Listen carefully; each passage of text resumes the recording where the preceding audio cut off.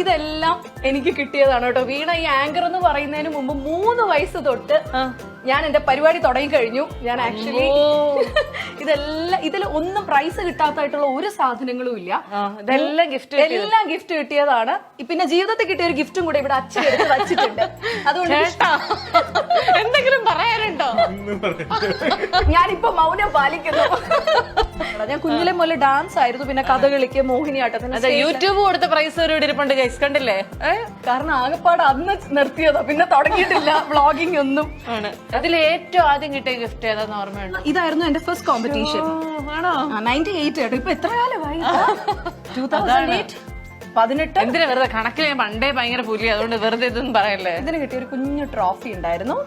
അതാണ് അവിടെ ഉണ്ട്. അത് കഴിഞ്ഞ് പിന്നെ കഥകളിക്കും മോഹിനിയാട്ടത്തിനൊക്കെ സ്റ്റേറ്റിൽ കിട്ടിയതാണ് ഇവിടെ മൊത്തം വച്ചേക്കുന്നത്. ഇത് കഥകളിയുടെ. അപ്പൊ പലരും വിശ്വസിക്കില്ല കഥകളി. പണ്ടേ ഒരു സകലകല വല്ലഭയായിരുന്നല്ലേ? ഡാൻസിലായിരുന്നു. സംസാരിക്കുന്ന ആളൊന്നും ആയിരുന്നില്ല. പിന്നെ ആങ്കറിംഗ് കയറിയപ്പോ പിന്നെ ആരും വിശ്വസിക്കാറില്ല വീണ ഞാൻ കഥകളി ചെയ്യുന്നൊന്നും പറഞ്ഞാലൊന്നും.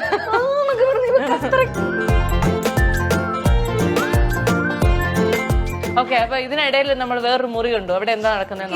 ഇത് ആക്ച്വലി ഇതിനൊരു കഥയുണ്ട് വീണ. ഇത് ശരിക്കും പറഞ്ഞാൽ ഇത് അമ്മൂമ്മയുടെ റൂമായിരുന്നു എന്റെ. 11-12 വർഷത്തിന് മുമ്പാണ് മരിക്കുന്നത്. അപ്പം മരിക്കുന്നതിന് മുമ്പ് വരെ ഞാനും അമ്മൂമ്മയൊക്കെ കിടന്നിരുന്ന ഈ റൂമിലായിരുന്നു. അമ്മൂമ്മ വലിയ അമ്മൂമ്മക്കുട്ടിയായിരുന്നു. കാരണം ഞാൻ 3 വയസ്സ് തൊട്ട് അമ്മൂമ്മയുടെ കൂടെയാണ് കിടക്കുന്നത്. അപ്പം അമ്മൂമ്മയുടെ ഒരു ഫീലാണ് എനിക്ക് ഈ റൂമിൽ കയറുമ്പോൾ. ഇപ്പം പക്ഷെ എന്റെ ഡാൻസിന്റെ കോസ്റ്റ്യൂംസ് അതിലും നമ്മുടെ ഷൂട്ടിന്റെ കോസ്റ്റ്യൂംസ് മൊത്തം ഇതിലുമാണ്. ട്രോളി ബാഗ് വെച്ചിട്ടുണ്ട്. നമുക്ക് അബ്രോഡ് പോകുമ്പോൾ പെട്ടെന്ന് ഈ ട്രോളിയും കൂടെ എടുത്തോണ്ട് പോകാനായിട്ട്. എല്ലാം സെറ്റ് ആണ് ഇവിടെ ഗൈസ്. പിന്നെ ഈ ഗസ്റ്റുകൾ വരുമ്പോ ഞങ്ങൾ പറയും ഇത് അമ്മൂമ്മയുടെ റൂമായിരുന്നു, അപ്പൊ രാത്രി അമ്മൂമ്മ ഒന്ന് ശല്യപ്പെടുത്തിയാലും ഒന്നും തോന്നരുത് എന്നൊക്കെ പറയേ. ഞാൻ കാണുന്നത് എന്താണെന്നറിയും, ഇവിടെ രാവിലെ ആവുമ്പോ അവർ ഈ ദിവാനിൽ കയറി കിടക്കുന്നുണ്ടാവും ഈ റൂമിൽ എണീറ്റിട്ട്. ചേട്ടനോടും അങ്ങനെ പറഞ്ഞിരുന്നോ? എനിക്ക് സംശയമുണ്ട്. ഈ ഭാര്യ ഇങ്ങനെയൊക്കെ പറഞ്ഞിരുന്നോ? അമ്മൂമ്മയുടെ റൂമാണ്, അമ്മൂമ്മ രാത്രി വന്ന് ഉപദ്രവിക്കുന്നൊക്കെ. അല്ല, വെറുതെ ആണ്. ഞാൻ കിടക്കത്തില്ല. എനിക്ക് രണ്ടുപേരും കിടന്നിട്ടുണ്ടോ അതിനകത്ത്? ഞാൻ വിഷ്ണു കൂടെ ആയപ്പോ എനിക്ക് ഓക്കെയാ. നമുക്കൊരു ധൈര്യം ഉണ്ടല്ലോ. ഒറ്റയ്ക്ക് എനിക്ക് പറ്റത്തില്ല. ഒറ്റയ്ക്ക് കിടക്കുമ്പോൾ മാത്രമേ അമ്മമ്മ വന്ന് കമ്പനി വരുള്ളൂ അല്ലേ? എനിക്ക് എന്തോ പെട്ടെന്ന് രാത്രിയൊക്കെ എണീക്കുമ്പോഴേ ആ ഒരു റൂമിന്റെ ഒരു ഇതൊക്കെ നമുക്കൊരു എന്തോ ഒരു ഫീല് വരും. ഇതാണ് ഞങ്ങൾ TV വാച്ചിങ് സ്പേസ്. ഇതാണ്. അപ്പോ ഇത് ഞാൻ പറഞ്ഞേ നമ്മുടെ കല്യാണ സമയത്ത് വിഷ്ണു മേടിച്ചതാണ് ഈ സംഭവം. ഫുള്ള് ഞങ്ങളുടെ ഫോട്ടോസ് വെക്കണമെന്നാണ് ആഗ്രഹം. പിന്നെ അതിന് വേണ്ടിയിട്ടാണോ ചേട്ടാ വാങ്ങിച്ചത്? ചേട്ടൻ സത്യസന്ധമായിട്ട് പറ, ഫോട്ടോ വെക്കണമെന്ന് ആഗ്രഹിച്ചാണോ വാങ്ങിച്ചത്?